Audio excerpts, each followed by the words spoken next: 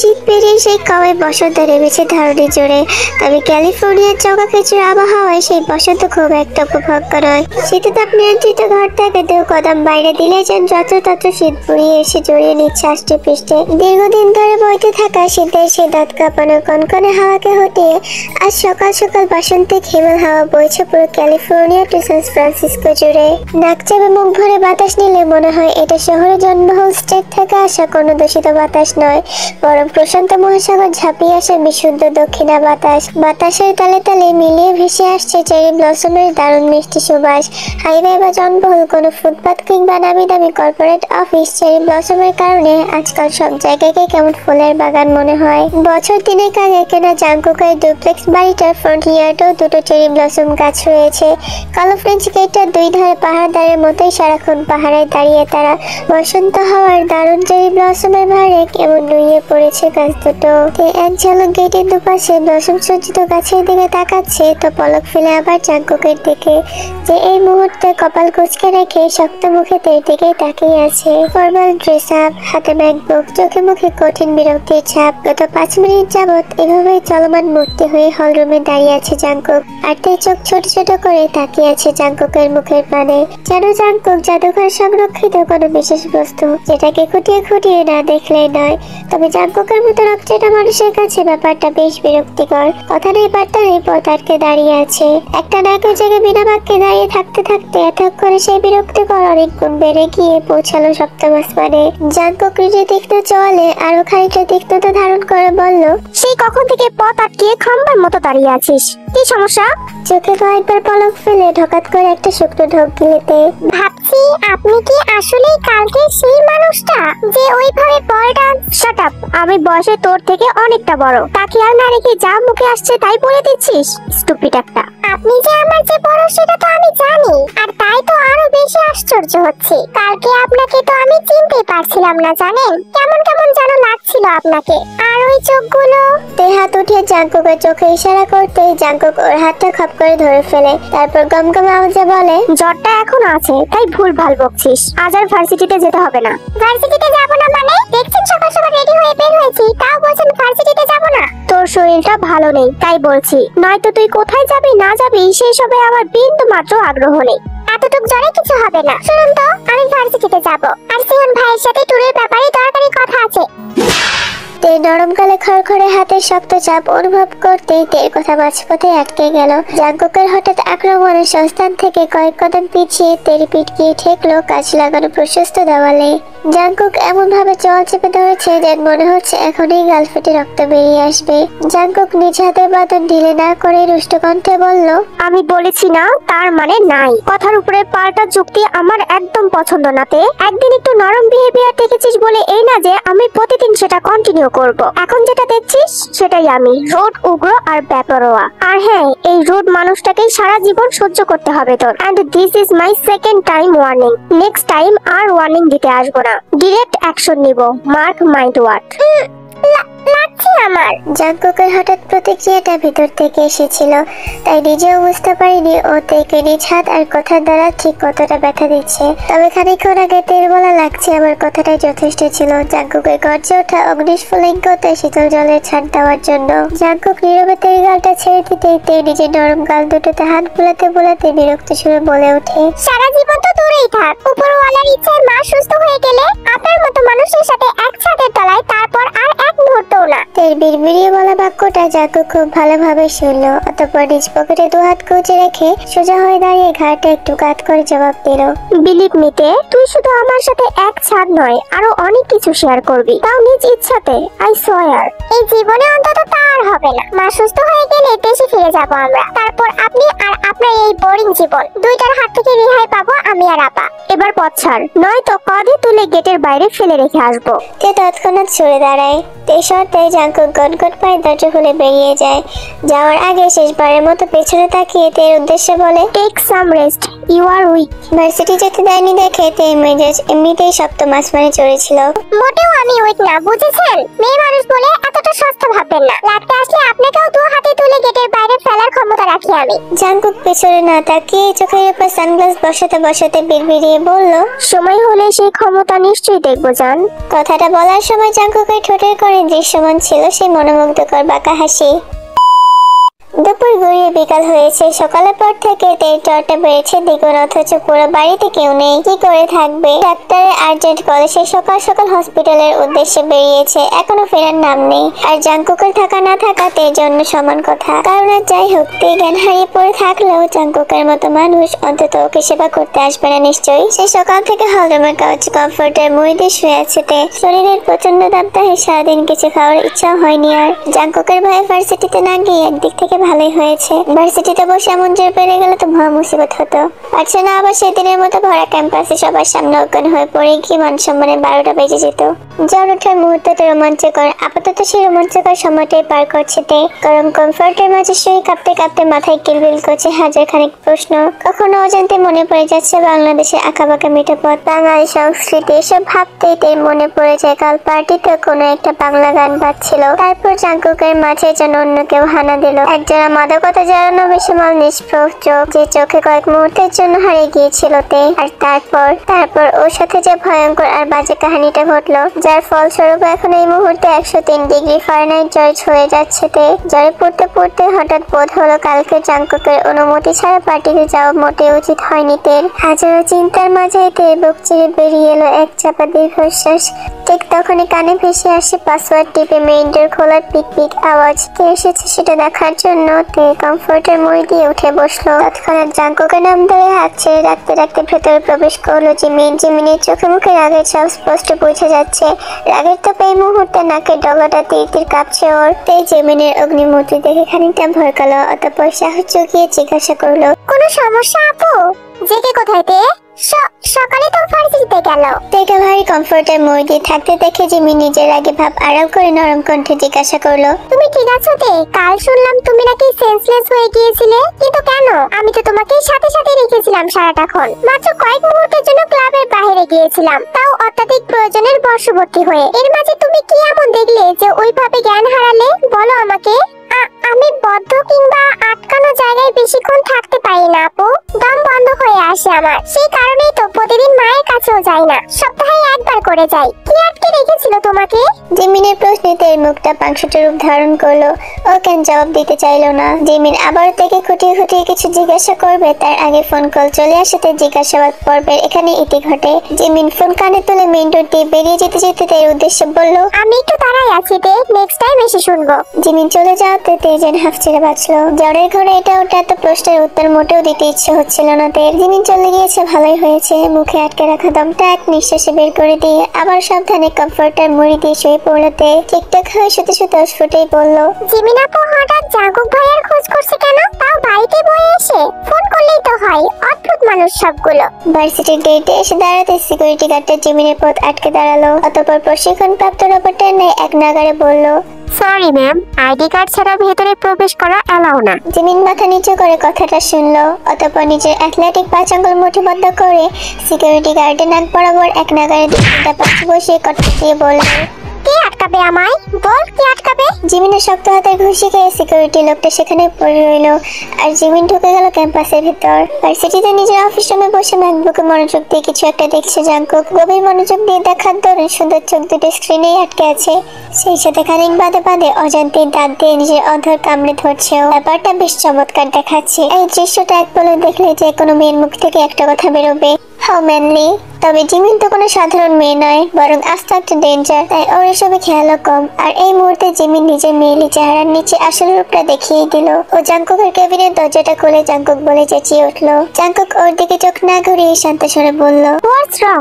চেঁচাচ্ছিস কেন? এটা বিদ্যাপীঠ, ভুলে গেছিস? তুই ক্যাথলিনের সাথে এটা কেন করেছিস জাঙ্কুক? কি করেছি? জাঙ্কুকের দায়সারা উত্তর শুনে বিরক্ত লাগছে জিমিনের। তবুও চোখ বন্ধ করে নিজেকে খানিকটা সংবরণ করে বলল, তুই ক্যাথলিনের চুল কেন কেটে দিয়েছিস? তাও এমন ভাবে কেটেছিস মেয়েটা ন্যাড়া হয়ে যাওয়া ছাড়া কোনো উপায় নেই। জিমিনের কথা আপাতত জাঙ্কুকের কোনো পাত্তা নেই। ও মন দিয়ে ম্যাকবুকে কিছু একটা টাইপ করে যাচ্ছে এক নাগারে। জিমিন এবার রেগে জাঙ্কুকের ডেস্কের উপর সজোরে বাড়ি মেরে দাঁত খেঁচিয়ে বলল, পাগলামির একটা সীমা থাকে জাঙ্কুক। তুই যখন যা করিস আমরা তোকে সব সময় সাপোর্ট করে যাই, হোক সেটা ভালো কিংবা খারাপ। তাই বলে এতটা জঘন্য কাজ? তুই কি আদৌ জানিস একটা মেয়ের কাছে তার চুল কতটা মূল্যবান? চুল হারানোর দুঃখে মেয়েটা লিটারালি ছিল। Can you imagine? এবার ম্যাকবুক থেকে চোখ সরিয়ে বলল জাঙ্কুক, মুখ বলে নেয় মসৃণ কণ্ঠস্বর, অথচ কথার পড়তে পড়তে তীব্র রাগের বহিঃপ্রকাশ। Actually I can imagine and that's why I did it. কারণ ক্যাথালিনেরও বোঝা উচিত অন্য কারো চুলও আমার কাছে ঠিক কতটা মূল্যবান। তোর কথার আগামাথা কিছুই আমার মাথায় ঢুকলো না জেকে। প্লিজ এই হাইড অ্যান্ড সিক গেমটা এবার অফ কর। খুলেই তো বললাম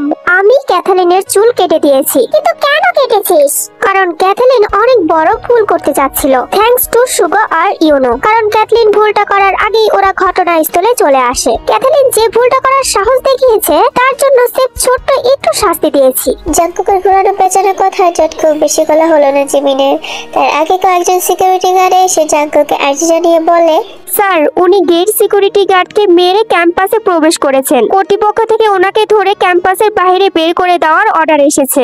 জিমিন চোখ ছোট ছোট করে জাঙ্কুকের দিকে তাকিয়ে ইশারায় বলল, কি রে বল, আমি তোর বেস্ট ফ্রেন্ড। জাঙ্কুক ভ্রুকুচকে একবার জিমিনের ইশারাতে মুখের পানে চাইলো, তারপর সিকিউরিটির পানে তাকিয়ে ঠোঁট উল্টে বলল, যা বলা হয়েছে তাই করুন। টেনে টুনি নিয়ে যান তো। সে কখন থেকে এসে কানের মাথা খাচ্ছে, পাগল মনে হয়। জিমিন জাঙ্কুকের দিকে তেড়ে মেরে এসে বলল, চেকের বাচ্চা, আমাকে তোর পাগল মনে হয়? তবে খুব বেশি কাছে আসার আগেই সিকিউরিটিরা সবাই মিলে ধরে ওকে টানতে টানতে নিয়ে গেল একেবারে ক্যাম্পাসের শেষ মাথায় গেটের কাছে। জাঙ্কুক থাই লাগানো জানলার সামনে দাঁড়িয়ে কফি পান করতে করতে সেই দৃশ্য দেখে ঠোঁট কামড়ে হাসছে।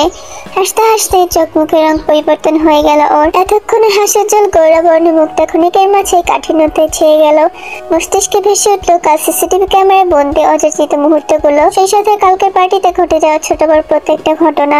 কাল রাতের সময় থেকে এতটা কাছে পেয়ে জাঙ্কুক নিজের মধ্যে ছিল না, অজান্তে আটকে গিয়েছিল তেমন ভ্রমের গোলক ধাঁধায়। সবসময় বাধ্য মস্তিষ্কটাও তার তাল হারিয়ে চলে গিয়েছিল অবাধ্য মনের বসে। তারপর তেজো কোনোভাবে দৌড়ে চলে গেল, তখনই সম্মিত ফিরে পায় জাঙ্কুক। ফিরে আসে কঠিন বাস্তবতা। তবুও কোনো এক অযাচিত বিপদ থেকে প্রোটেক্ট করতেই পিছু নিয়েছিল ওর। কিন্তু তেজ স্টেজের পিছনে চলে গেল, জাঙ্কুকের আর যাওয়া হয়নি সেদিকে। তার আগে ওকে ডেকে ক্লাবের বাইরে নিয়ে যায় জিমিন। নিয়ে যাওয়ার অবশ্য যথাযথ কারণ ছিল, তাই মনের মাঝে হাজারটা দিতে থাকা সত্ত্বেও জাঙ্কুকে যেতে হয়েছিল জিমিনের সাথে। ওদিকে সুগা আর ইউনো জিমিনকে খুঁজতে খুঁজতে ব্যাক স্টেজে এসেছিল, কারণ এই পার্টিতে ওদের একমাত্র মিশন আর ভিশন ছিল জিমিনকে প্রোটেক্ট করা। কিন্তু আফসোসের বিষয় জিমিন ওদের থেকে জাঙ্কুককে বেশি ভরসা করে। ইউনো আর সুগা যখন ব্যাক স্টেজে অন্ধকার করিডোর দিয়ে পা টিপ টিপ করে এগোচ্ছিল, তখনই পাশের রুম থেকে কারো কঙ্কানি আওয়াজ শুনতে পেয়ে চোখে সেদিকে দৌড়ে যায় ওরা। রুমটা তখন পুরোপুরি অন্ধকার ছিল না, ভেন্টিলেটর থেকে আসা বাইরের মৃদু আলোতে ওরা ভালোভাবে দেখছিল। গোছালা হয়ে মৃদু আওয়াজে কাতরাচ্ছে কেউ। দেখে মনে হচ্ছে খুব চোট পেয়েছে, কিন্তু কোথায় পেয়েছে ব্যাপারটা বোঝার জন্য ফোনের ফ্ল্যাশ লাইট চালাতেই তার মুখটা দেখে আটকে উঠে ইউনোকে এভাবে শক্ত হতে দেখে সুগা জিজ্ঞাসা করলো, কি রে আটকে উঠলি কেন? সুগা এটা তো তে, জাঙ্কুকের স্টেপ সিস্টার। হ্যাঁ তাই তো দেখছি, কিন্তু কি হলো বলতো মেয়েটার? তাই তো দেখছি মানে খবরদার এটা যেন জেকের কান অবধি না পৌঁছায়, তাহলে তোর অ্যারেঞ্জ করা পার্টি লন্ডভন্ড করে দিতে এক সেকেন্ডও ভাববে না ও। এখন চল তাড়াতাড়ি ওকে সরিয়ে তুলতে হবে। ওয়েট, তুই এত প্যানিক হচ্ছিস কেন? তাছাড়া তে জেকের স্টেপ সিস্টার হয়। আর ইউনোকে মাঝপথে থামিয়ে দিল। দেয়ালেরও কান আছে এমন মুখ ভঙ্গিমা করে বলল, তুই ভুল ভাবছিস সুগা, ওসব সিস্টার ফিস্টার কিছুই না। জেকে এই মেয়েটার প্রতি লিটারেলি অবসেসড। এই মেয়েটার জন্য ওর পাগলামি তুই নিজের চোখে না দেখলে বিশ্বাস করতে পারবি না। ও সবার সামনে এমন একটা ভাব দেখায় যেন he didn't fucking care, but actually he care. No care is a lame word, এর থেকেও বেশি কিছু।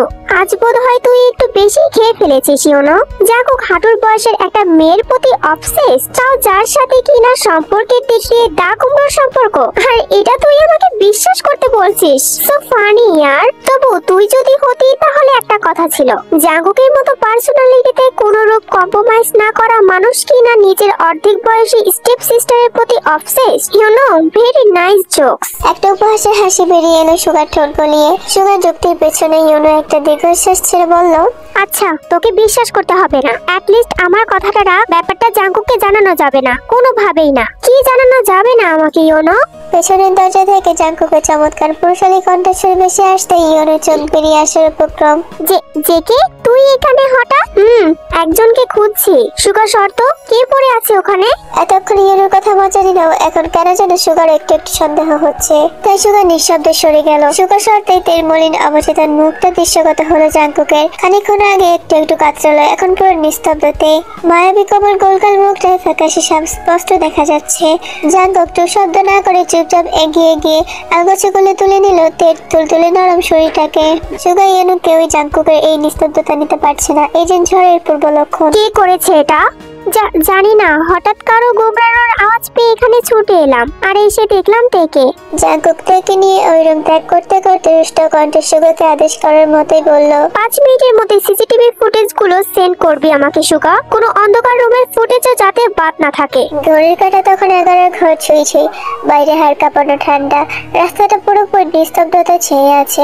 একের একে সোনিয়াময় নিয়ন আলো পেছনে ফেলে সামনে এগোচ্ছে জাঙ্কুকের কালো রঙা মার্সিডিজটা। নিজের ড্রাইভিং সিটে বসে খুব সাবধানে প্যাসেঞ্জার সিটে থেকে বসিয়ে সিট বেল্ট লাগিয়ে দিয়েছে জাঙ্কুক। মাথাটা সাবধানে রেখে দিয়েছে গাড়ির ব্যাক সিটে, যাতে তার কোনোরূপ কষ্ট না হয়। তাই হাইওয়ে রাস্তাতেও খুব অল্প স্পিডে ড্রাইভ করছে জাঙ্কুক। কিন্তু ভেতরের কুণ্ডলি পাকানো ক্রোধের ধাপে বারবার নিজের অজান্তে সেই স্পিড বেড়ে যাচ্ছে দ্বিগুণ। পরক্ষণে তির মলিন অচেতন মায়া মুখের পানে তাকিয়ে সে স্পিড কমিয়ে আছে পুনরায়। এমন ভাবে মেজাজের তারতম্য চলছিল পুরো রাস্তা জুড়ে। কিন্তু হঠাৎ করে ফোনের ভাইব্রেট আওয়াজ পেয়ে পুরোপুরি গাড়ি থামিয়ে দিল জাঙ্কুক। অতঃপর ব্লুটুথ কানে লাগিয়ে ফোনের ভিডিও চেক করতে করতে বলল, হ্যাঁ বল সুগা। বলছি যে এই কাজটা করেছে তার সাথে কি করবি? তাকে তার কাজের পারিশ্রমিক দিব। জাঙ্কুকের ফোনে ততক্ষণে আসলে তার পিঠে চেহারা ভেসে উঠেছে। চোয়াল শক্ত করে কথার জবাব দিয়ে কল কেটে ভিডিওতে মন দিল জাঙ্কুক, যেখানে স্পষ্ট দেখা যাচ্ছে ক্যাথলিনের মুখের সামনে ফ্ল্যাশ লাইট জ্বালানো। ও প্রথমে ডেকে ডেকে বেগে কিছু একটা বলে, তারপরে জামার আড়াল থেকে কিছু একটা বের করে তের মুখের সামনে স্প্রে করতেই অবচেতন হয়ে মাটিতে লুটিয়ে পড়লো তে। যখন পুরোপুরি অচেতন ঠিক তখন এর থেকে ভয়ঙ্কর কাজ করতে উদ্যত হয় ক্যাথলিন। ও কোথা থেকে যেন একটা কাঁচি এনে তের চুলগুলো মুঠিবদ্ধ করে সেগুলো কাটার জন্য উদ্যত হবে। ঠিক তখন ইউনো আর সুগা চলে আসে ওখানে। আর ক্যাথলিন লুকিয়ে পড়ে ডেকোরেশনের কাপড় চোপড়ের আড়ালে। জাঙ্কুক পুরো ভিডিওটা দেখে বিড়বিড়িয়ে বলল, তার মানে ক্যাথলিন এখনো পার্টিতে উপস্থিত। অতঃপর মোবাইলটা আগে জায়গায় রেখে অবচেতন তের দিকে খানিকটা ঝুঁকে গিয়ে মৃদু আওয়াজ জাঙ্কুক বলে, আমার কথা কেন শুনিস না বলতো তে? কে আছে এই দুনিয়ায় যে আমার মতো করে তোকে প্রোটেক্ট করবে? I'm sorry heartbeat, but I will take revenge. গতকাল রাতের কথা ভাবতে ভাবতে কখন যে হাতের কফিটা শেষ হয়ে গিয়েছে টের পায়নি জাঙ্কুক। কিন্তু যখন টের পেল মগটা পুরোপুরি খালি হয়ে গিয়েছে তখন ও কফিহীন চারচাটা মগটার দিকে তাকিয়ে কপ করে হেসে বলল, সরি ক্যাথলিন, তুমি আমার বেস্ট ফ্রেন্ডের কাজিন, কিন্তু তুমি তো খুব বড় ভুল করেছো। আমার দুর্বলতায় হাত দিয়ে ফেলেছো, তাই ছোটখাটো শাস্তি তো তোমাকে পেতেই হতো। জাঙ্কুক নিজ কথা শেষ করে সিরামিকের কফির মগটা আস্ত করে ফেলে দিল মেঝেতে। সঙ্গে সঙ্গে বিকট ঝনঝন আওয়াজে মুখরিত হলো পুরো অফিস রুম। এত কিছুর পরে জাঙ্কুকের মস্তিষ্কে একটা প্রশ্ন গেঁথেই রয়, সবকিছু কি শুধুমাত্র তের চুলে কান কাটতে গিয়েছিল ক্যাথলিন? ভোর সন্ধ্যাবেলা মেঘমল্লার গুড়গুড়ানি আর দমকা হাওয়া পেছনে ফেলে বাসায় ফিরছে জাঙ্কুক। সাধারণত সপ্তাহে 3 দিন ম্যাক্রোইকোনমিক্সের উপর ক্লাস থাকে জাঙ্কুকের। এছাড়া বাকিটা সময় পাহাড়ি দুর্গম কোনো রাস্তায় বাইক রাইডিং নয়তো অন্ধকার রুমে শুয়ে বসে অডিও বুক শুনে কাটিয়ে দেয় ও। নিজের একঘেয়ে জীবনটা বড়ই অপ্রীতিকর জাঙ্কুকের কাছে। মাঝে মধ্যে মনে হয় এমন জীবন থাকার চেয়ে না থাকাই শ্রেয়। সোনার চামচমুখী নিয়ে বিত্তশালী পরিবারে জন্ম নেওয়া জাঙ্কুকের আশেপাশে মানুষের অভাব ছিল না কোনো কালে। তবুও সে ছিল চিরাচরিত একা। এত টাকা পয়সা, ব্যাংক ব্যালেন্স, ক্ষমতা সবকিছু ওর কাছে মূল্যহীন ছিল বরাবরই। বুঝাবার পর থেকে কোনোদিন কোনো আবদার অপূর্ণ থাকেনি জাঙ্কুকের, হোক সেটা ন্যায় আবদার কিংবা অন্যায়। এই সোনায় মরণের জীবনে জাঙ্কুক আজন্ম যেটা পায়নি সেটা হলো ভালোবাসা, আদর, স্নেহ আর পরিবার নামক অদৃশ্য বন্ধন, যার দরুন ছোট থেকে নরম হৃদয় তৈরি হওয়ার জন্য সকল উপকরণ সর্বা বাদ দিয়ে স্কুল, কলেজ, ভার্সিটি সবখানেই তৈরি করেছে নিজের ক্ষমতা আর নেতৃত্বের প্রভাব। নেতৃত্ব আর কর্তৃত্বের মাঝে রক্ত মাংসের হৃদয়টা কবে যে পাথর রূপ ধারণ করেছে তা টের পায়নি জাঙ্কুক। ঢাকা দক্ষিণের প্রাক্তন মেয়র, তার উপর বর্তমান মন্ত্রী জিয়ন গঙ্গের একমাত্র ছেলে জিয়ন জাঙ্কুক। পাবলিক ভার্সিটির পাকা ছাত্র নেতা থেকে শুরু করে এলাকার ছোট বড় পাতি নেতা সবাই সমীহ করে চলতো নর্থ সাউথ আপার অবাঙ্গালি চেহারার জাঙ্কুককে। পুরান ঢাকার অলিতে গলিতে যে কোনো চায়ের আড্ডা কিংবা মিছিল মিটিং, জাঙ্কুকের নাম ছিল সবার মুখে। দিন আর রাত নেই, মারামারি কাটাকাটি, মিছিল মিটিং থেকে শুরু করে সবকিছুতে জাঙ্কুকের এক ইশারায় সবাই তৎক্ষণাৎ হাজির হতো বিনা বাক্যে। সে সবসময় পুরান ঢাকা রাস্তাঘাটে সবাই আগাই বলে আওড়াতো। জিয়ন গঙ্গের বডিগার্ডের দরকার নেই, তা ছিল একাই 100। একটা অপারক অনিশ্চিত হৃদয় নিংড়ানো অদম্য কষ্ট ঘটাতে হৃদয়টাকে পাথর বানিয়েছে নেতৃত্বে জয়জয়কারে। তখনও ভালোই ছিল জাঙ্কুক। উঠতে বসতে দলের লোকদের ভালো মন্দ খেয়াল রাখতে রাখতে সময় কেটে যেত ওর। কিন্তু 8 বছর আগে হঠাৎ করে হৃদয়ের আগমন, আর তার সাথে করে সেই ছোট্ট একটা ভুলের জন্য সব ছাড়তে হয়েছিল ওকে। নিজের বাড়ি, নিজের দেশ, নিজের কর্তৃত্ব, নিজের দল, নিজের লোক, সবকিছু ছেড়ে হাজার মাইল দূরে এসে ধারাবাধাহীন জাঙ্কুকে বন্দী হতে হয়েছিল আমেরিকার মতো নিয়মতান্ত্রিক সমাজে। তখন থেকে মানুষের উপর জাঙ্কুকে চরম বিরক্তি, তখন থেকে ওর কাছে ভালোবাসার মানে স্বার্থহাসিক। স্বার্থের পৃথিবীতে নিঃস্বার্থ ভালোবেসে বুকে টেনে নেওয়ার মানুষের উপস্থিতি কল্পনা বইকি কিছুই ছিল না। প্রথম থেকে আমেরিকার দিনগুলো জাঙ্কুকের জন্য ছিল ভয়ঙ্কর, কষ্টদায়ক আর বিভৎস। যে জাঙ্কুক ডানে বামে পেছনে মানুষ ছাড়া এক কদম বাইরে পা বাড়াতো না। সে নিজের জন্য একটা হাউসমেট কিংবা সার্ভেন্ট পর্যন্ত নিয়োগ দেয়নি। আমেরিকা আসার পরে যোগাযোগ ছিন্ন করেছে দেশের প্রত্যেকটা মানুষ, প্রত্যেকটা শুভাকাঙ্ক্ষীর সাথে, এমনকি নিজের বাবার সাথেও। দিনের পর দিন খেয়ে না খেয়ে কক্ষবন্দি দুর্বিষহ জীবন কাটিয়েছে ও। এভাবে দিন মাস যেতে যেতে এক পর্যায়ে এসে উগ্রতার সীমা ছাড়িয়ে যেতে থাকে জাঙ্কুক। হুট করে রেগে যাওয়া, যাকে তাকে একটুতেই আঘাত করে বসা, দিগ্ভ্রান্তের মতো ব্যাকডেট করা থেকে শুরু করে নিজের হাত কাটা কি করেনি ও। জাঙ্কুক যখন নিজের জন্য অনিরাপদ হয়ে পড়ে, তখনই অ্যাঞ্জেলার মতো আবির্ভাব ঘটে ওরই মতো ছন্ন ছাড়া আরো 3 জন মানুষের। তাদের জীবনে ভালোবাসা বড্ড অভাব, এক একজনের জীবন যেন এক একটা ট্র্যাজেডি। জিমিন সুগা আর ইয়োরু পরক্ষণে সাইকিয়াট্রিস্টের পরামর্শে একটু একটু করে স্বাভাবিক করে তোলে জাঙ্কুককে। ওই জন্যই তো জাঙ্কুকের হাউস পাসওয়ার্ড প্রতিবার হ্যাক করে ওরা। আর সাইকিয়াট্রিস্টের পরামর্শ মতে প্রত্যেক উইকেন্ডে একজন করে চলে আসে জনমানবিক শুনছেন এই শহরতলিতে।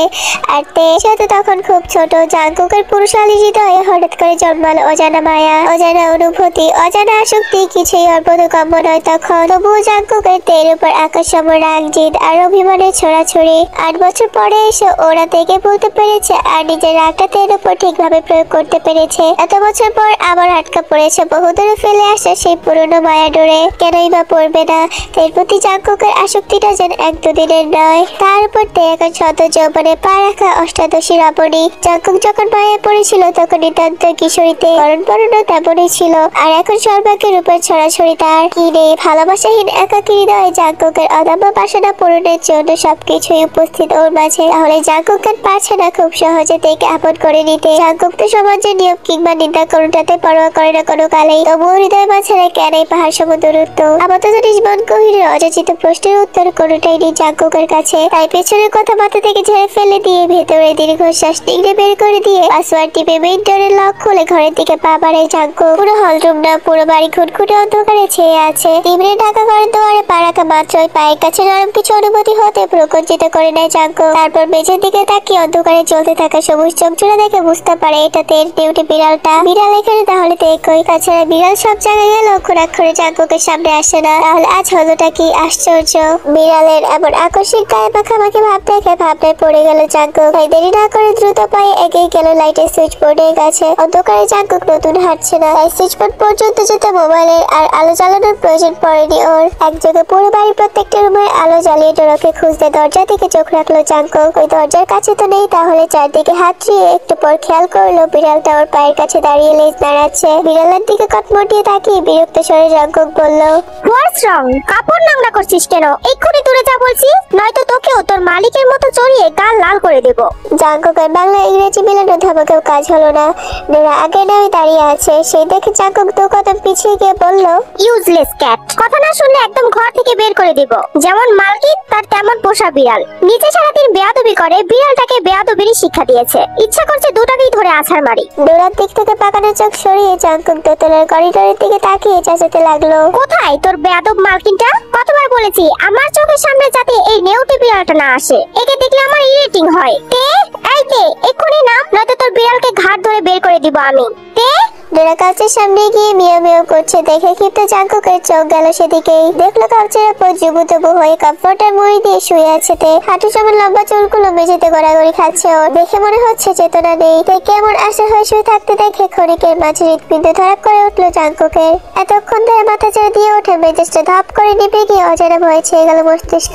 ও এক পা দুপা করে এগিয়ে হাঁটু গেড়ে কাউচের সামনে তেরে মুখোমুখি হয়ে বসে পড়লো। অতঃপর মৃদু আওয়াজে ডেকে উঠলো, তে নিশ্চুপ। গলার মাঝে কাঠার মতো তীক্ষ্ণ কিছু বিচ্ছে। আমি মনে হচ্ছে গলার স্বর বের হওয়ার জন্য। জাঙ্কুক সেটাকে পুরোপুরি অগ্রাহ্য করে আবার ডাকলো থেকে। এবার গলার স্বরটা আরো খানিকটা নরম শোনালো ওর। 1বার 2বার 3বার হিসাবে ব্যস্ত হয়ে পড়লো জাঙ্কুক। ভেতরে জমিয়ে রাখা দূরত্ব, জড়তা, অভিমান, আক্রোশ সবকিছুকে সাইডে সরিয়ে 2 হাতে আজলা করে ধরলো তার জ্বরে লাল টকটকে হয়ে যাওয়া মুখটা। অতঃপর উদগ্রীব হয়ে যাওয়া মুখমণ্ডল ঝাঁকিয়ে উঠে বলল, heartbeat, can you hear me? এই প্রথম মনে মনে নয় বরং মুখ ফুটে থেকে আদরে নামে ডাকছিল জাংকুক। যদিও জাংকুকের আপাতত কোনো কিছুতেই খেয়াল নেই, ও তো স্রেফ থেকে জাগিয়ে তুলতে চাইছে। অবশেষে প্রায় আধ ঘন্টার প্রচেষ্টায় ঢুলো ঢুলো করে চোখ খুলেতে দেখে বোঝা যাচ্ছে ও চোখের দৃষ্টি ঘোলাটে। তীব্র জোরে কি যেন বিড়বিড় করছে স্পষ্ট আওয়াজে। চোখ খুলেছে দেখে স্বস্তির নিঃশ্বাস ছেড়ে জাংকুক। মনে মনে ঠিক করে এখনই একবার ডক্টরকে কল করে আনতে হবে। কিন্তু ওর ভাবনায় ছেদ ঘটেতে নরম হাতে ছোঁয়া পেয়ে জ্বরের ঘরে দু হাতে জাংকুকের গলায় জড়িয়ে ধরেছে।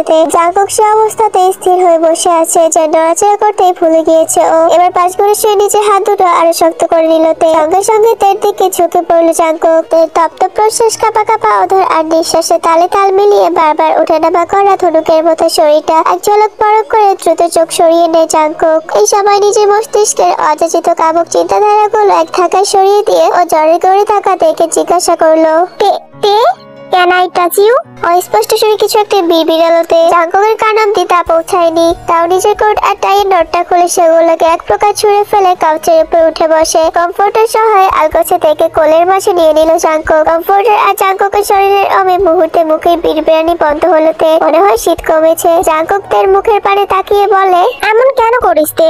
আমাকে কি একটু আপন ভাবা যায় না? একটা কল দিলে কি হতো? আমি না হয় খুব খারাপ, সুজিকেও কি কল দেওয়া যেত না? এত বেখেয়ালি কেন তুই এমন করলে আমার অগোছালো জীবনটা কে সাজাবে বল? তোর কাছ থেকে কোনো জবাব আসে না, আসার কথাও না। তুই তো এখন নিজের মাঝেই নেই। এখন তুই জ্বরের ঘরে আছিস, কিছু বলেও মনে থাকবে না তোর, রাইট? এখন যদি আমি বলি কিছু না, তোর যথেষ্ট বয়স হয়েছে বোঝার, আর আমাকেও তোরই বুঝে নিতে হবে। নেক্সট টাইম সেহন করলে তোকে চিবিয়ে খেয়ে ফেলবো আমি, সেই সাথে ওই ধূর্ত সেহনকেও পুঁতে রেখে দিয়ে আসবো। বেশ অনেকটা সময় পর থেকে কোলে তুলে রুমে শুইয়ে দিয়ে আবারও নিচে নামে জাংকুক। ফর্মাল শার্টের উপরেই অ্যাপ্রন পরে পুরো রুম গুছিয়ে ফেলে সে। তারপর কিচেনে গিয়ে হোয়াইট পরিজ বানিয়ে নিয়ে যায় তের কাছে। মাথায় জলপট্টিটা উল্টে দিয়ে তের মুখে একটু একটু পরিজ দিতে দিতে জাংকুক আহত সুরে বলে, আমি খুব খারাপ তাই না? সব সময় কষ্ট দেই তোকে, কথার আঘাতে হৃদয়টা বিষিয়ে দেই। কি করব বল, তোর জন্যই যে আমি এমন। ক্যাফের সর্বশেষ কাস্টমারকে বিদায় জানিয়ে মাত্র পার্ট টাইম শেষ করে বেরিয়েছে সুজি। আজ কাজের অনেক চাপ ছিল, তার উপর সে সকালে বেরিয়েছে। আসার আগে দেখে এসেছে তাই শরীরটা ভালো নেই। তাই দুশ্চিন্তা মুক্ত হতে ফোন বের করে ডায়াল করলো জাংকুকের বাসার ল্যান্ডলাইনে। কিন্তু দুঃখের বিষয় কলটা কেউ তুললো না। বাইরে ঝুম বৃষ্টি হচ্ছে। সুজি অবশ্য ছাতা নিয়ে এসেছে সাথে করে, তাই আর বৃষ্টি কমার অপেক্ষা না করে ছাতা মাথায় দিয়ে বেরিয়ে পড়লো বাড়ির উদ্দেশ্যে। রাতের বেলায় ঝুম বৃষ্টিতে পিচ ঢালা রাস্তা গড়িয়ে গড়িয়ে পানি পড়ছে গিয়ে ঢালু জমিনে। কুর্তি আর স্কিনির পরিহিত সুজি সেই বৃষ্টির পানিতে চুবিয়ে চুবিয়ে হাঁটছে, ঠিক ছোটবেলার মতো। এভাবে কিছুক্ষণ হাঁটতে হাঁটতে সুজি খেয়াল করে ও একা নয়, ওর পাশে আরো একজন আছে, ওর সাথে তাল মেলাচ্ছে। বিষয় বিপরীত হয়ে সুজি ছাতা তুলতে দেখতে পায় পরিচিত সে হাসি মুখখানা। জিহাপের মুখটা একবার পড়া করে আবারও ছাতা নামিয়ে নিয়ে সুজি বলে, আপনি সবসময় রাতের বেলায় উদয় হন কেন বলুন তো? কারণ আমি চাঁদ। সুজি একইভাবে ছাতা তুলে জিজ্ঞাসা করলো, কি বললেন? জিহাপের নিজের ছাতাটা উঁচিয়ে বলে, দিনের বেলায় অফিস থাকে ম্যাডাম, নিজের কাজ জেকে ভাইয়ের কাজ দুটোই একসাথে সামলাতে হয়। আপনি জাংকুক ভাইয়াকে ভাই ডাকেন কেন? সে আমার বহু পুরনো ভাই, সেই জন্য। আর আপনার পরিবার? সবাই আছে বাংলাদেশে। সুজি বুঝতে পারার মতো পনিজ মাথা নাড়ালো। ততক্ষণে উল্টো প্রশ্ন ছুড়লো জেহাব, আপনার মতো কোম্পানির চেয়ারম্যান, তাহলে এত কষ্ট করে পার্ট টাইম কেন করেন? আমাদের আর জাংকুক ভাইয়ার সম্পর্কের জটিলতা তো আপনি জানেনই। উনি মায়ের চিকিৎসার জন্য এত খরচ বহন করছে সেই অনেক। তাছাড়া মায়ের অধিকার থাকলেও আমাদের তো এইসবে কোনো অধিকার নেই। তাই নিজের আত্মের হাত খরচ মেটানোর জন্য যতটুকু প্রয়োজন সেটার ব্যবস্থাই করা আর কি। সুজির আত্মসম্মান প্রকার নিতান্তই ছাড়াই পরে মাকে নিয়ে এত দূর এসেছে। সুজির কথার টোনে তার স্পষ্ট বোধগম্য হলো যে হবে। তাই ও এসব ফিনান্সিয়াল কথার বাইরে গিয়ে জিজ্ঞাসা করলো, আপনার মা এখন কেমন আছেন? ভালো আছে, ডক্টর বলেছেন শারীরিক উন্নত হচ্ছে দ্রুত। এরকম হলে খুব শীঘ্রই অপারেশন করা সম্ভব হবে। আপনাকে খুশি দেখতে ভালো লাগে, আপনার হাসিটা আমার হৃদয় ছুঁয়ে যায়। দেখলে মনে হয় হৃৎপিণ্ডে ছোড়া তরতাজা তীরের ফলা। সুজি হাতের গতি পুরোপুরি থামিয়ে দিয়ে জিহাবের পানি চেয়ে বলল, জিহাব সাহেব বৃষ্টিতে ভিজবেন? বসন্তের বৃষ্টিতে। জিহাব তৎক্ষণাৎ নিজের ছাতা ছুঁড়ে ফেলে দিয়ে ঠোঁট বাঁকিয়ে এসে বলল, আপনার এইটুকু খুশি ধরে রাখার জন্য জান করবেন। জিহাবের সাথে সাথে সুজিও নিজের ছাতাটা নামিয়ে নেয়। সঙ্গে সঙ্গে বরফ শীতল বাড়ি ধারে এসে ছুঁয়ে যায় দুটো উচ্ছ্বাসিত রোমাঞ্চকর প্রাণ। অন্ধকার বদ্ধ রুমে আটকে থাকার ফলস্বরূপ তের শরীরে যে তরের তাপদাহের সূচনা হয়েছিল আজ প্রায় 5 দিনের মাথায় তা একটু একটু কমেছে। জ্বর পুরোপুরি না কমলেও তে যেচে পরে সবার কাছে নিজের সুস্থতা প্রমাণ করতে চাইছে, কারণ আগামীকাল সেহুনদের ট্যুর। ধরণীতে নতুন সূর্য উদীয়মান, সুন্দর ঝকঝকে সকাল, ছাদ বারান্দার ফাঁক গলিয়ে সূর্যের তীক্ষ্ণ মোলায়েম আলো এসে হানা দিচ্ছে দোতলার সরু করিডোরে। রুম থেকে বেরিয়ে করিডোর ধরে সামনে এগোচ্ছে তে, সাথে পিছু নিয়েছে ও ছায়াটাও। গন্তব্য জিয়ন সাহেবের রুম। জাঙ্কুকের রুমটা করিডোরের শেষ প্রান্তে। হাতে একটা ম্যাক্রোইকোনমিক্সের বই আর ডোরাকে কোলে নিয়ে জাঙ্কুকের রুমের দরজায় এসেই থামলো তে। সে যে প্রথম দিনে এসে জাঙ্কুকের বেডে ঘুমিয়েছে, তারপর থেকে আজ পর্যন্ত ওর রুমের চৌকাঠ অব্দি বাড়াই দিতে, কিন্তু আজ তো আসতেই হতো। যে করেই হোক জাঙ্কুকে রাজি করিয়ে আগামীকাল ভার্সিটিতে যাওয়ার ব্যবস্থা করতেই হবে। আর তারপর ভার্সিটি থেকে সোজা সেহুন ভাইয়ের সাথে ট্যুরে। সে কখন থেকে দরজার সামনে সোজা হয়ে দাঁড়িয়ে আছে তে। নক করতে কেমন যেন ইতস্তত লাগছে তে। রুমের দরজা লাগিয়ে জাঙ্কুক কিরা কি করছে কে জানে। দেখা গেল নক করতে দরজা খুলে বেরিয়ে এসে থাপ্পড় লাগিয়ে দিল দুগালে। সেসব ভাবি জাবি ভেজে শুকনো একটা ঢোক দিলে বুকের মাঝে অনেকটা সাহস জুগিয়ে শেষ পেশে দরজায় টোকা বেরিয়ে দিল তে। সঙ্গে সঙ্গে ভেতর থেকে কাট কাট আওয়াজ ভেসে এলো জাঙ্কুকের। কি চাই? কিছু চাই না, একটু একটু। তে কথা শেষ করার আগেই জাঙ্কুক বলল, দরজা খোলা আছে। জাঙ্কুকের জবাব শুনে তে তাড়াহুড়া করে ডোরাকে কোল থেকে নামিয়ে নিজের শরীরটা ছেড়ে ছেড়ে ভেতরে প্রবেশ করলো। ভেতর ঢুকতেই তে দেখতে পায় জাঙ্কুক তোয়ালে দিয়ে চুল মুছছে। পরনের ট্রাউজার আর টি শার্ট দুটোর রঙই কালো। মনে হচ্ছে সাহস শেষে মাত্রই বেরিয়েছে সে। পুরো রুম জুড়ে স্যান্ডেল আর পারফিউম আর মাতাল করা পুরুষালী গন্ধ উপভোগ করছে। জাঙ্কুকের রুমে জাঙ্কুকেরই সামনে দাঁড়িয়ে তে বেহেয়াদের মতো মনে মনে ভাবছে, আচ্ছা, রুম থেকে এত সুন্দর সুঘ্রাণ বের হচ্ছে, তাহলে ওনার শরীরের গন্ধটা কেমন? ওনার বউ মনে হয় ওনার শরীরের সুঘ্রাণেই পাগল হয়ে যাবে। হাই হাই, ছি ছি, আবারও ভুলভাল ভাবছি। তবা তবা। থেকে ফ্লোরের দিকে তাকিয়ে ভাবনায় ডুবে থাকতে দেখে জাঙ্কুক ভ্রুকুচকে বলল, কিছু বলার না থাকলে যেতে পারিস, আমি রেডি হব, ম্যাচ আছে। তে তৎক্ষণাৎ রুম থেকে বেরিয়ে এসে বলল, মানে একটু পড়া বুঝতে এসেছিলাম, কিছুতেই মাথায় ঢুকছে না। তে পড়া বুঝতে এসেছে, তাও জাঙ্কুকের কাছে ব্যাপারটা মোটেও বিশ্বাসযোগ্য নয়। নিশ্চয় ঘাবলা আছে, সেটা খুব ভালোভাবে বুঝতে পেরেছে জাঙ্কুক। তবুও তের উদ্দেশ্য ধরার জন্য বলল, আমি যখন ক্লাসে লেকচার দেই তখন মন কোথায় থাকে তোর? বিশ্বাস করতে, ফার্স্ট সেমিস্টারে ফেল করলে তোকে পড়াবো না আর আমি। এত কথা কেন শোনাচ্ছেন? দিন না একটু বুঝিয়ে। টিচার হন আপনি আমার, স্টুডেন্টের প্রতি তো এতটুকু কর্তব্য আছে নাকি?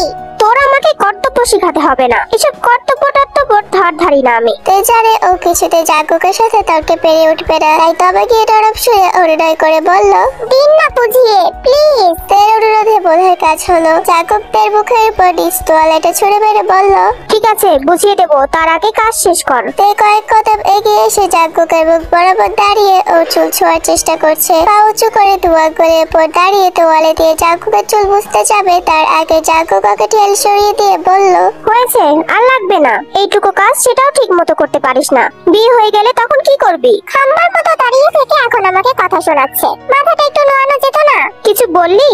না না, কিছু বলিনি তো। কোন টপিকটা দেখিয়ে দিতে হবে? তে বৈশাখতে জাঙ্কুকের দিকে এগিয়ে এলে ওকে মাঝপথে থামিয়ে দিয়ে জাঙ্কুক বলে, খবরদার, কাছে আসবি না। যা বলার ওখান থেকেই বল। কাছে না এলে পড়া বুঝবো কি করে? সে আমি জানি না, তুই আমার কাছে আসবি না, ব্যাস। তে অসহায় মুখে জাঙ্কুকের পারে তাকিয়ে আছে, আর জাঙ্কুক তির্যক চোখে তে আগা করে পরক করছে। কালো ফ্রক আর লেগিংস, সেই সাথে বেগের মতো ঘন কালো লম্বা চুল, সবকিছু কালো রং দিয়ে বড়িয়ে রাখায় ফর্সা শরীরটা যে জলজল করছে। দেখলেই কেমন চোখ ধরে যায়, হৃদয়টা রিসপিস করে। কিছু একটা ভেবে জাঙ্কুক তের উদ্দেশ্যে বলে, তুই স্টাডি টেবিলে গিয়ে বস, আমি এখান থেকেই বুঝিয়ে দিচ্ছি। তে জাঙ্কুকের কথা মতো তাই করলো। গিয়ে বসলো জাঙ্কুকের অত্যাধুনিক টেবিল চেয়ারে। এরপর শুরু হলো জাঙ্কুকের প্রফেশনাল আচরণ। একে একে পুরো চ্যাপ্টারের প্রত্যেকটা টপিকের উপর টানা 1 ঘন্টা লেকচার দিয়ে তবে থামলো সে। এই 1 ঘন্টায় তে 5 মিনিট ঠিক মতো শুনেছি কিনা সন্দেহ। ও কতক্ষণ সেহুন ভাইয়ের কথা ভেবেছে, তো কতক্ষণ চোখ ঘুরিয়ে ঘুরিয়ে জাঙ্কুকের রুমটা পর্যবেক্ষণ করেছে। পুরো রুমটা গ্রে থিমে সাজানো, সবকিছুতেই কেমন অন্ধকার অন্ধকার। দেখে মনে হচ্ছে ফার্নিচার গুলো সব মুখ গোমড়া করে বসে আছে। যেমন মালিক তেমন তার ঘর, বোরিং। কি বোরিং? জাঙ্কুকের হঠাৎ ছোড়া প্রশ্নে কম্পিত হয়ে উঠলো তে। মুখ ফসকে কখন যে কথা বেরিয়েছে সে খেয়াল নেই ওর। দাঁত দিয়ে জিভ কেটে তাড়াহুড়ো করে উত্তর দিল, আপনাকে বলিনি, রুমের কথা বলেছি। জাঙ্কুক নিজের কপালে গভীরতার ভাঁজ টেনে এগিয়ে এসে তের গাল চেপে ধরে বলল, আমার মূল্যবান সময় নষ্ট করছিস কেন? কি চাই সত্যি করে বল। আমি কাল ভার্সিটিতে যেতে চাই। কেন, কাল কি আছে? একদিনের ট্যুর আছে, শুধু আমাদের ব্যাচ, সবাই যাবে, তাই আমিও যেতে চাই। জাঙ্কুক কিছুক্ষণ নিষ্প্রভ তাকিয়ে রইল তের মুখের পানে, তারপর বেশ সাবলীল ভাবে জবাব দিল, okay fine, you can go. জাঙ্কুকের সম্মতি পাওয়ার সাথে সাথে তের মুখ থেকে যেন পাথর নেমে গেল। চোখ দুটো চিকচিক করে উঠলো খুশিতে। সবচেয়ে কঠিন কাজ সম্পাদন করার মধ্যে আনন্দ হতে লাগলো ভেতরে ভেতরে। ও আর জাঙ্কুকের রুমে বসে থাকলো না, কারণ এখানে ওর আর কোনো কাজ নেই। তাই রাস্তে রাস্তে বেরিয়ে গেল রুম থেকে। বুকে দুহাত গুজে টেবিলে হেলান দিয়ে দাঁড়িয়ে তে যাওয়ার পারে তাকিয়ে জাঙ্কুক বলল, কি সুন্দর মিথ্যা কথা বলতে শিখেছিস জান। কথাগুলো বলার সময় অগ্নিস্ফুলিঙ্গের মতোই চোখ দুটো ঝলঝল করছিল ওর। বিকেলবেলা জিমির আর সুগা এসেছে ক্যাথলিনের ডরমেট্রিতে। গত এক সপ্তাহ ধরে মেয়েটার কোনো হদিশ নেই। জিমিনের বাবা জেল থেকে ছাড়া পেয়েছে কয়েক মাস হলো। সেই থেকে বিভিন্ন প্রকার ক্লাব থেকে একের পর এক হুমকি আসছে ওর নিকট। সবাই নাকি ওর বাবার কাছ থেকে টাকা পায়। ওর বাবা বারবার জয় হেরে গিয়ে মোটা অঙ্কের ঋণগ্রস্ত। এখন জিমিনকে সেসব টাকা পোকার খেলে শোধ করতে হবে, নয়তো ওর বাবাকে শুট করে মেরে ফেলা হবে। জিমিন কখনোই চায় না ওর বাবা টাকার জন্য মারা যাক, কিন্তু আগের বার ঠিক একই কৌশলে জিমিনকে ওই পাপের খেলায় সামিল করেছিল ওর বাবা। এবারও যে একই নোংরা কাজ করবে না তার গ্যারান্টি কি? কারণ ওর বাবার কাছে জিমিন মেয়ে নয়, কেবল এই টাকা বাড়ানোর বেশির মাত্র। এবার জাঙ্কুক, সুগা আর ইয়োনোর সাহায্যে জুয়ার জগৎ থেকে বের হতে পেরেছিল জিমিন। অথচ বছর ঘুরতে না ঘুরতে আবারও সেই একই পিছিটানোকে তাড়িয়ে বেড়াচ্ছে যত্রতত্র। জিমিন জানে এবার আর এত সহজে সবটার সমাধান হবে না। এবার হয়তো সত্যি ওর বাবা জুয়ারিদের হাতে মারা পড়বে। মারা পড়লে পড়ুক, তবু আর এই পাপের খেলা খেলবে না জিমিন। নিজের মধ্যে কুমট হয়ে কুণ্ডলি পাকারও এত দুশ্চিন্তার মাঝে ক্যাথলিনের সাথে কি থেকে কি হয়ে গেল। ওর এই ব্রেসলেট এই হৃদয়ে কাজ করেছে ভাবতে লজে মাথা কাটা যাচ্ছে জিমিনের। ক্যাথলিন মেয়েটা জাঙ্কুককে চোখে হারাতো, অথচ জাঙ্কুক এটা কি করলো? বিরক্তিতে ফুসফাস করছে জিমিন। পাশ থেকে সুগা বলল, ক্যাথলিনের আগে থেকে বোঝা উচিত ছিল ও জানলে যে পা দিয়েছে সে কোনো ডোরা সাপ নয়, বরং বীজ দিয়ে ভরা ড্রাগন। কি এমন করেছে আমার ছোট বোনটা? আর যদি কিছু করেও থাকে সেটা মুখ দিয়ে বলে সমাধান করা যেত না? এমন একটা অপমানজনক কাজ করতে হলো। একটা মেয়ের জন্য চুল ঠিক কতটা ইমোশন ধরে রাখে তোরা ছেলেরা আদৌ তা বুঝিস? ভালো বলিস বা খারাপ বলিস, যে কি একটা হার্ডলেস। একটা মেয়ের চুল কেটে দিতে ওর বুক কাঁপলো না একবারও? ক্যাথলিন যখন তের চুল কাটতে গিয়েছিল তখন কি ওর বুক কেঁপেছিল? কি? কার চুল কেটেছে? কাটেনি, কাটতে চেয়েছিল। তাছাড়া ক্যাথলিন থেকে ব্যাক স্টেজে ব্যাচ মেটে আটকে রেখেছিল। ক্যাথ হঠাৎ এসব কেন করতে যাবে? সুগা জিমিনের হাতটা ধরে যেতে যেতে বলল, সেটা তো আমারও প্রশ্ন। চল এবার ক্যাথলিনকে দেখে আসি। হাত ধরেছিস কোন অধিকারে? হাত ছাড়। সুগা পুনরায় ওর হাতটা শক্ত করে ধরে বলল, তোকে আমি ভালোবাসি, বিয়ে করব। তুই আমার ভবিষ্যৎ বাচ্চার মা, সেই অধিকারে ধরেছি। এখন চুপচাপ চল। ডরমেট্রিতে এসে একটা আধ ঘন্টা যাবত ডাকাডাকির পরে রুমের দরজা খুললো ক্যাথলিন। ওর চোখ মুখের অবস্থা বিভৎস দেখে বোঝা যাচ্ছে সারাদিন রাত একাকার করে কেঁদেছে। বাদামি রঙের বেরি হাত দিয়ে পুরো মাথাটা ঢেকে রেখেছে বলে চুল আছে কিনা বোঝা যাচ্ছে না। জিমিনকে দেখে পুনরায় আরো এক দস্তর খেতে পারছিল ক্যাথলিন। কাঁদতে কাঁদতে বলল, আপু, জেকে ভাই আমার সাথে এসব কেন করলো বলো তো? এসব মানে? ক্যাথলিন হেঁচকি টেনে জানায় শুধু চুল কাটানো। সেদিন জাঙ্কুকের বাসায় ইলেকট্রিক শকটাও জাঙ্কুক ইচ্ছা করেই দিয়েছে। ক্যাথলিনের কথায় জিমির আর সুগা চোখ কপালে। জিমির উদ্বিগ্ন হয়ে জিজ্ঞাসা করলো, তুই কি করে জানলি কাজটা জাঙ্কুক করেছে? জেকে ভাইয়া নিজের মুখে বলেছে। কি বলেছে? বলেছে তুমি আমার হৃদয়ে আঘাত করেছো, তাই তোমাকে সেদিন ইলেকট্রিক শকটা আমি দিয়েছি। আর আজ আবারও একই ভুল করেছো, তাই আজও শাস্তি দেব। জানো আপু, তখন আমি জেকে ভাইয়াকে চিনতেই পারছিলাম না, কি ভয়ঙ্কর দেখতে লাগছিল। আর তারপর কথাটুকু শেষ করার আগেই ডুকরে কেঁদে উঠলো ক্যাথলিন। সুগা দাঁত দিয়ে ঠোঁট কামড়ে বিড়বিড়িয়ে বলল, Yuno was completely right. JK ওর স্টেপ সিস্টারের প্রতি অবসেসড। Oh shit. মন মস্তিষ্কের আন্দোলন তীব্র বেদনাদায়ক। তার উপর মনের মানুষটার মন যদি হয় অন্য কারো দখলে। এতদিন ধরে জাঙ্কুক যেটা আড়ালে অনুভব করে এসেছে, আজ তা সরাসরি অনুভব করলো তে।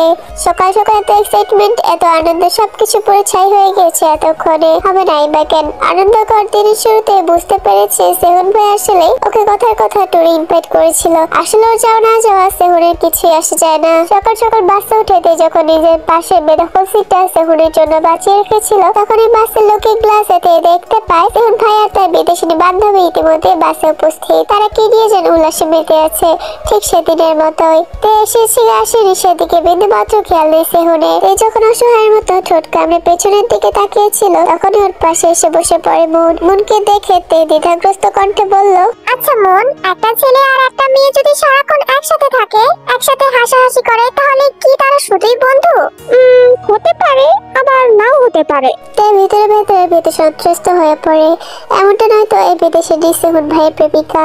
এমনটা হলে তে হৃদয়টা ভেঙে যাবে পুরোপুরি। কিন্তু এই মুহূর্তে সকালে সেই অযাচিত প্রশ্নের স্পষ্ট জবাব তের সামনে। পাহাড়ের কোল ঘেঁষে সহজ চূড়া থেকে নেমে আসে ঝর্ণাকে সাক্ষী রেখে অন্তরঙ্গ শহর পার করছে সেহুন আর তার বান্ধবী। তে সকাল থেকে সেহুনকে চোখে চোখে রেখেছিল। সারাদিন ওরা কি করেছে না করেছে সবাই আড়ালে খেয়াল রেখেছে। কিন্তু ফিরে যাওয়ার আগে আগে হঠাৎ করে সবার চোখের আড়াল হয়ে যায় ওরা দুজন। তবে তে নজর তো সেহুনের দিকেই ছিল, তাই চুপি চুপি পিছু নিয়েছিল ওদের। খুঁজে পেয়েছিল খুব সহজে, কিন্তু এমন অনাকাঙ্ক্ষিত ভাবে দেখতে হবে তা কল্পনাও করেনি তে। সে জগন্নাথে পা রাখার পর থেকে সেহুন ভাইয়ের পিছনে ছুটেছে ও। মায়ের অসুখ, আবার বকরি কিংবা জাঙ্কুকের অপমান, কোনো কিছুই থামাতে পারেনি ওকে। সেই একই সেহুন ভাইয়ের পিছনে ছুটতে ছুটতে আজ এত দূর চলে এসেছে ঘর করে বেঁধে। অথচ আজ মনে হচ্ছে এখানে থেমে যেতে হবে ওর, আর কোনো আশা নেই। সেহুন ভাই নিজ হাতে ও ছোটার রাস্তায় কাটা বিছিয়ে দিয়েছে। শরীরের চটটা বোধ হয় হু হু করে বাড়ছে। নিরবস্ত্র জলে ভিজে যাচ্ছে গ্রেবা। মেয়েটাকে করে সেহুন ভাইয়ের একটা চুম্বন তে শরীরে যেন বিষাক্ত তীরের মতো বিচ্ছে। এই দৃশ্য কতক্ষণই বা দাঁড়িয়ে দেখা যায়। এও দাঁড়িয়ে রইতে পারলো না। কাঁদতে কাঁদতে ধপ করে বসে পড়লো অসম্ভূমিতে। ঘাস আবৃত জমিনে দু হাত চাপড়াতে চাপড়াতে বলল, কেন এমন করলেন সেহুন ভাই? আপনি যদি অন্য কাউকে ভালোবাসেন তাহলে আমাকে নিয়ে কেন এলেন? আমি তো কোনো কালে টুরে আসতে যাইনি। কেবল আপনার একটা কথাতেই সবাইকে মিথ্যা বলে অসুস্থ শরীরটাকে টানতে টানতে নিয়ে এসেছি আমি। তাহলে এটা কি দেখালেন আপনি? আমার হৃদয়ে ফোটা প্রথম প্রেমের ফুলটাকে আপনি এভাবে পা দিয়ে পিছিয়ে দিলেন কেন? প্রেমে পড়া কি এতই সহজ? পরিচিত চমৎকার পুরুষালী কণ্ঠস্বরটা কর্ণকুহরে পৌঁছতে আকস্মাৎ থেমে গেল তে। তড়িৎ গতিতে পেছনে তাকিয়ে দেখলো পকেটে দু হাত কুচি দাঁড়িয়ে আছে জিয়ন জাঙ্কুক। মাথায় বাকেট হ্যাট, পরনো white oversize T shirt. তে বুঝতে পারছে না জাঙ্কুকে দেখে খুশি হবে নাকি লজ্জা পাবে। কি হলো? আর কত কাঁদবি ক্রাশের জন্য? ভুল ভাবছেন, উনি আমার ক্রাশ না। তার মানে আপনি সবটাই জানতেন? সবটা জেনে শুনে আমাকে এখানে পাঠিয়েছেন তাই না? কিভাবে এটা করতে পারলেন আপনি? জাঙ্কুক এগিয়ে গিয়ে তের হাতে হ্যাচকা টান দিয়ে ওকে দাঁড় করায়। অতঃপর দাঁতে দাঁত পিষে বলে, বিশ্বাস করতে এই মুহূর্তে তোকে নিজের সর্বশক্তি দিয়ে একটা থাপ্পড় দিতে ইচ্ছা করছে আমার, কিন্তু কি জানিস তো সেটা আমি পারবো না, কারণ আমার হাত অগ্রসর হওয়ার আগে আমার কলিজা কেঁপে উঠবে। তে জাঙ্কুকের কথায় খানিকটা ভরকে কি আবারও সেহুনের দিকে তাকালো, যারা এখন গভীর চমুতে মত্ত। হি ইজ আ প্লে বয়। ওই যে মেয়েটাকে দেখছিস, ও আর ওর বান্ধবী দুজনের সাথে একসাথে লিভ টুগেদারে আছে বাস্টারটা। দুজনের সাথে একই সাথে কিভাবে কি? এই প্রশ্নে জাঙ্কুক ঠোঁট টিপে হাসলো। কষ্ট পেয়ে মেয়েটা বোধবুদ্ধি সব খেয়ে ফেলেছে মনে হয়। তবুও জাঙ্কুক ওর কথার জবাব দিয়ে বলল, ট্রিও রিলেশনশিপ, এর বেশি বোঝাতে পারবো না। ব্যাপারটা তোর আর আমার বয়সের সাথে যায় না। তাছাড়া তোর বান্ধবী সুইর সাথেও দীর্ঘদিনের ফিজিক্যাল রিলেশন ছিল ওর। একদিনে ঠিক কতগুলো শখ নেবে বুঝতে পারছে না তে। ওর মাথাটা বনবন করে ঘুরছে। সেই সাথে সেহুনের প্রতি জমান বাধা অভিমানটা পরিণত হয়েছে তীব্র ঘৃণায়। মনে মনে ভাবছে তাই তো সেবার সুহি এতটা বাজে ব্যবহার করেছিল ওর সাথে। তুই বসে বসে তোর প্লে বয় সেহুন ভাইয়ের জন্য কাঁদতে থাক, আমি গেলাম। তাই ভ্রম ভেঙে গেল। ও ছুটে এসে জাঙ্কুকের সাথে হাঁটতে হাঁটতে নাক টেনে বলল, আমি কি করে যাব? কেন তোর সেহুন ভাইয়ের সাথে যাবি? জাঙ্কুকের কথায় তে আবার অসহায় দৃষ্টিতে সেহুনের দিকে তাকালো। পরক করে চোখ সরিয়ে গলার আওয়াজ শক্ত করে বলল, কখনোই না। তাহলে কিভাবে যাবি? আপনার সাথে। আমি মেয়ে মানুষ, বাইকে নেই না। প্লিজ আমাকে নিয়ে যান। আমি ওই বাজে লোকটার মুখোমুখি হতে চাই না এই জীবনেও। নিয়ে যাব, বিনিময়ে আমি কি পাবো? যা চাইবেন তাই দিব। এখন চলুন। আর ইউ শিওর যা চাইবো তাই দিবি? হ্যাঁ তাই। শুধু আমাকে আর ওনাকে বাড়ি থেকে বের করে দিতে চাইবেন না দয়া করে। তের কথায় জাঙ্কুক অন্যদিকে ঘুরে হাসি সংবরণ করে মনে মনে ভাবলো, পিচ্চি মেয়ের মায়ায় পড়লে এই হয়। কি হলো, চলুন। জাঙ্কুক নিজের বাকেট হ্যাট, ওয়ালেট, সিগারেট সবকিছু বের করে তের হাতে ধরে দিতে দিতে বলল, ফ্যাচ করে কান্নাটা বন্ধ কর, নয়তো ফেলে চলে যাব। তে ডাক টেনে জাঙ্কুকের জিনিসগুলো নিজের ব্যাগে ভরে নিল। যেন বহু বছর ধরে জাঙ্কুকের কীর্তি দায়িত্ব পালন করে আসছে তে। জাঙ্কুক বাইকে বসে নিজে হেলমেট পরে আরেকটা হেলমেট বাড়িয়ে দেয় তের দিকে। তে করুণ সুরে জিজ্ঞেস করে, এটাও ব্যাগে রাখতে হবে? হবে। জাঙ্কুক একটা দীর্ঘশ্বাস ফেলে নিজ হাতে থেকে হেলমেট পরে দিতে বলে, স্টুপিড, কি তোকে সাধেই বলি? বৃষ্টি রাতে পাহাড়ি আঁকা বাঁকা রাস্তা ধরে এগিয়ে যাচ্ছে বাইকটা। ঝিরঝিরে বৃষ্টি বাতাসে এতক্ষণে বুকটা হালকা লাগছে তেল। যদিও ভেতরের কষ্টটা আকাশ সম, তবুও জাঙ্কুকের ভয়ে জোর করে কান্না থামিয়ে রেখেছে ও। যার দরুন হেঁচকে ওঠাটা বন্ধ হয়ে গিয়েছে এখন। তার দুই হাত জাঙ্কুকের কাঁধের উপর নিবদ্ধ। রাস্তার মোড় ঘুরতে সেই হাতের বাঁধন বারে বারে শক্ত হয়ে ওঠে দ্বিগুণ তালে। এভাবেই যেতে যেতে এক পর্যায়ে বহু সময় নীরবতা ভেঙে তে বলল, আপনি হঠাৎ পাহাড়ে কেন এলেন? জাঙ্কুক জবাব দেয় না, মনে মনে বলে, শুধু তোর জন্য। তরফা ভালোবাসা বরাবরই বিরহের। নিজের অস্তিত্ব জানান না দিয়ে তাকে দিনের পর দিন ভালোবেসে যাওয়া, তার ক্ষুদ্রতাকে ক্ষুদ্রতম অভ্যাসটাকে চুপি চুপি আপন করে নেওয়া, কিংবা পুরো মানুষটাকে ঘিরে অজানা সুখের স্বপ্ন জালবোনা। এমন আশিত স্বপ্ন মিলে সবাই করতে পারে না, কারণ সবাই তো আর ভালোবেসে কষ্ট সইতে চায় না। তাছাড়া হৃদয় লুকানো ভালোবাসার অস্তিত্বের খোঁজ সচরাচর কজনেই বা করে। তবে সেই অস্তিত্ব, সেই স্বপ্ন যদি এক নিমিষে গড়িয়ে যায়, অন্তরের অন্তঃস্থলে থাকা মানুষটা যদি সবচেয়ে জঘন্য আর ঘৃণিত মানুষে পরিণত হয়, তাহলে ভুলটা কার? যে ভালোবেসেছিল সেই মানুষটা নিশ্চয়ই। তাই তো তেও আজকাল নিজেকে অপরাধী ভাবে, ভালোবাসার দোষ অপরাধী। কিন্তু তে যেটাকে এক পাখিক ভালোবাসা ভেবে বসে আছে, সেটাকে আদৌ ভালোবাসার অনুভূতি ছিল নাকি নিতান্তই টিনেজ ফ্যান্টাসি? যদি তা নাই হবে, তবে সেহুনের বাইরে দ্বিতীয় পুরুষ হিসেবে জাঙ্কুকের কাছে আসাটা কেন এত রোমাঞ্চকর? কেন টানা ঝাপটানা বন্য পাখির ন্যায় বেসামাল আর ব্যতিগ্রস্ত?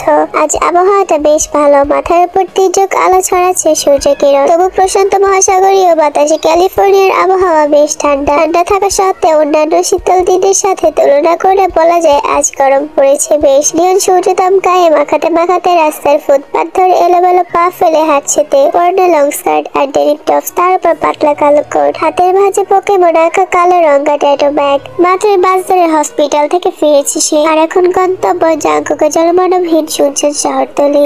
আজ প্রায় সপ্তাহ খানিক পর বাইরের পৃথিবী মুখ দেখলো ও, তাও আপন জোড়াজড়িতে। গত এক সপ্তাহে ভার্সিটি যায়নিতে, আর না তো যাওয়ার ইচ্ছে জেগেছে মনে। সারাদিন কক্ষবন্দি হয়ে তাকে বলে আজ জোর করেই সুজি হসপিটালে নিয়ে গিয়েছে ওকে।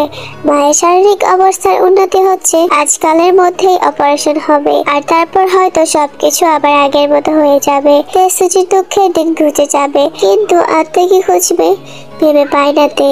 কি করেই বা ভাবে? মাত্র কয়েক মাসে ব্যবধানে ওর হৃদয়টা যে ভেঙে টুকরো টুকরো হয়ে গিয়েছে। একটা জঘন্য চরিত্রের মানুষকে দিনের পর দিন অন্ধের মতো মনে মনে ভালোবেসে গিয়েছে ও, অথচ তার ওই নোংরা চোখের ভাষা তা অব্দি বুঝতে পারেনি। নিজের উপর আরো একবার রাগের নদীতে জোয়ার এলো তের। ওই যে কত বড় আহাম্মক, সেটা ভেবে নিজেকেই নিজে হাজারটা চড় থাপ্পড় আর গালাগাল দিতে করছে ওর। তে যখন হাজারটা দোষ সাব্যস্ত করে বারবার নিজেকেই নিজে কাঠ করে দাঁড় করাচ্ছে, ঠিক তখনই রাস্তার বিপরীত পাশ থেকে জেব্রা ক্রসিং পার হয়ে ওর সামনে এসে দাঁড়ালো একজন। পুরো শরীর তার কালো রং দিয়ে আবৃত, এমনকি মুখটাও মাংকি টুপি দিয়ে আটকানো। চোখ দুটোতে হিংস্রতা জলজল করছে লোকটার। চোখ দেখে বোঝা যাচ্ছে লোকটা বিশ্রী ভাবে হাসছে। লোকটাকে দেখে ভাবনায় পড়ে গেল তে। ওর মনে হচ্ছে এই চোখ দুটো এর আগেও কোথায় যেন দেখেছে ও। দেখেছে, কিন্তু এইভাবে পথ আটকে দাঁড়ানোর মানে কি? নিজ ভ্রু কুঞ্চিত করে তে বিরক্ত সুরে লোকটার উদ্দেশ্যে বলল, আপনি আবার কোন ক্ষেতের মূলা? এমনিতেই ভারী অশান্তিতে আছি, পথ ছাড়ুন তো। লোকটা বোধ হয় এর কথা বুঝলো না, বিদেশি হবে হয়তো, তাই ও ইংরেজি বলার চেষ্টা করলো। হু আর ইউ? লোকটা জবাব দিল না। নিঃশব্দে নির্লিপ্ত কপট চোখ দুটো নিক্ষেপ করলো নিজের হাতের দিকে। তেও তার চোখ অনুসরণ করলো, আর যা দেখলো তাতে পিলে চমকে উঠলো ওর। লোকটার কালো রঙের গ্লাভস পরা হাতে বেশ বড় সড়ো একটা ধারালো ছুরি। দেখে মনে হচ্ছে তেকে আঘাত করার জন্যই অগ্রসর হচ্ছে তার হাতটা। কিন্তু কেন?